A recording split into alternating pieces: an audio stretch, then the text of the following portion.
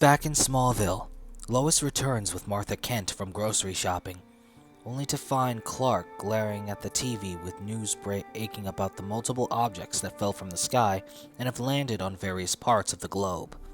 The news report then states that governments from each part of the world the objects landed in are investigating as we speak, with the American government rumored to have acquired the one that has landed in America. As Clark continues to glare at the television, Lois places her hand on Clark's shoulder, reassuring him that it may just be nothing, and that there are problems that not even Superman can solve every time.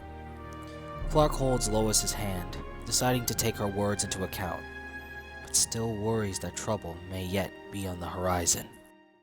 Meanwhile, at the army base, scientists are analyzing the metallic pod that they have discovered, its contents being hidden behind a shade of frost coating the inside of the glass.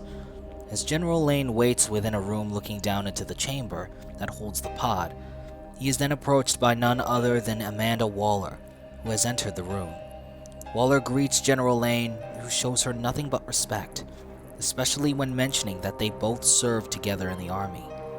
General Lane then states that if Waller's here, then he assumes Cadmus wants to weigh in on this project.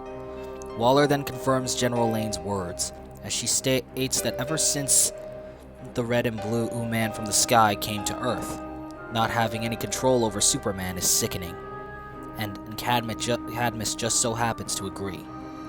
General Lane then asks if Waller believes it's Kryptonian tech, with her stating that she knows it's Kryptonian tech, stating that Cadmus spy drones have been easily able to discern the technology's origin long before these scientists ever can.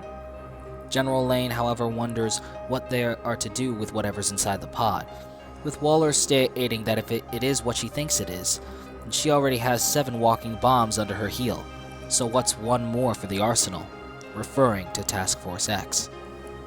General Lane asks Waller if Cadmus has discerned the location of the other pods, with Waller confirming that 3 other pods have been found in Russia, China, and Afghanistan, with the one in Afghanistan being found empty. General Lane then turns to Waller with a surprised expression, asking where the subject could have gone.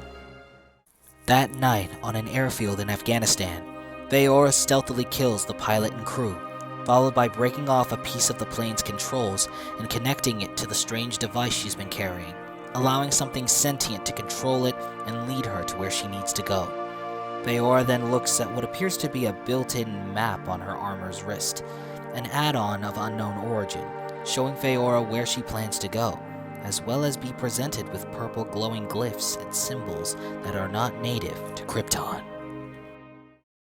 Meanwhile, on Kent Farm, Clark and Lois are in bed, Lois sound asleep. However, Clark begins acting strange, as if he's having a nightmare. Within Clark's mind, he's once again in the vision of a doomed Earth, now in his black suit, the ground covered in the skulls of humanity that we once sunk into. Superman then suddenly hears a familiar voice. "How many Kryptonians had to die so you could live your human life, Kal-El?" Superman looks on in shock as he sees the mental image of General Zod. Superman claims that he's not real, but Phantom Zod states that what happened was real, that his death was real, a death by the hands of Earth's savior. General Zod then asks Superman why it haunts him, the sound of his neck breaking, the feeling of a life's ending by Kal's hands with ease. Superman claims that it doesn't, but Zod states that he's lying, stating that he knows it's eating him up inside, the symbol of peace and love turning out to be a murderer. However, Zod points out what's just as strange is humanity's ease to simply gloss over such a fact, leading Superman to give the excuse that humanity forgave him and understood his situation. However, Zod questions Superman on if it's really forgiveness that humanity possessed on hearing this news, or was it just that they didn't care as long as it wasn't a human life? Zod then asks the most important question of all. If humanity will overlook the death of a life not born of Earth, then does this world deserve a Superman? And more importantly, Is this the planet you want to raise your child on?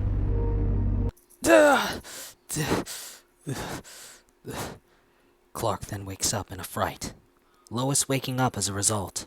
Seeing Clark in such a state, Lois hugs him to assure him that he's alright. Lois then asks if Clark's okay, but Clark states that he's not. Lois then gently asks how Clark's actually feeling, with Clark replying that he's terrified. And when Lois asks him of what, Clark then states that he's terrified of himself and what he's done. Lois asks Clark what he means, leading Clark to state that he could have found another way to stop Zod without killing him. He could have been more vigilant, taken the fight out of Metropolis, but instead he was so focused on protecting Lois and his family that he didn't bother to think about everyone else around him who suffered the most. Realizing that this is why Clark believes Superman is needed and not Clark, Lois asserts that Superman didn't have any other options, that he made a choice, and that choice saved Jimmy and his family. However, Clark reminds Lois of the damage that battle caused, stating that he should have been a better Superman, otherwise Zod or Lex would have never caused as much suffering as they had.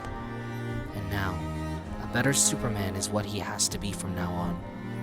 Clark then states that he's going for a fly to take his mind off things, to which Lois simply tells him to be careful, and remember that they're all here for him whenever he needs them.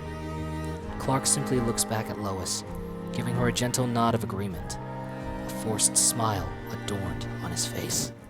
Meanwhile, at Star Labs, Faora has arrived at the Kryptonian scout ship, ready to enact whatever she came here to do. As Faora infiltrates the closed building, she stealthily kills every guard she comes across until she gains access to the scout ship. The moment she enters the scout ship's flooded main chamber, the same one used to revive Superman, Faora then injects the strange device into the main console, taking control of the scout ship.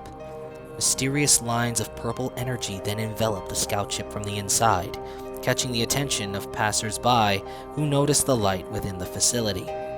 As the light enters deeper into the scout ship, it triggers the secret entrance to the hidden Phantom Drive chamber. Within the chamber lays a single pod, the glass covered in frost from the inside. As the purple lines reach the chamber, the pod is triggered to release, the lid swiftly opening, and the freezing smoke inside being released.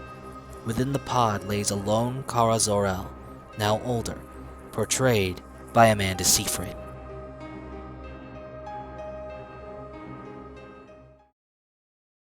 I hope you guys enjoyed this video. If you did, be sure to check out our merch store, buy me a coffee page, and Amazon affiliate link linked in the description and pinned comment below, so you can help us expand the channel and give you guys higher quality content.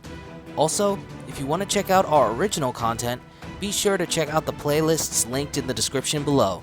With all that said and done, I'm JT Anime, and I'll check you guys later.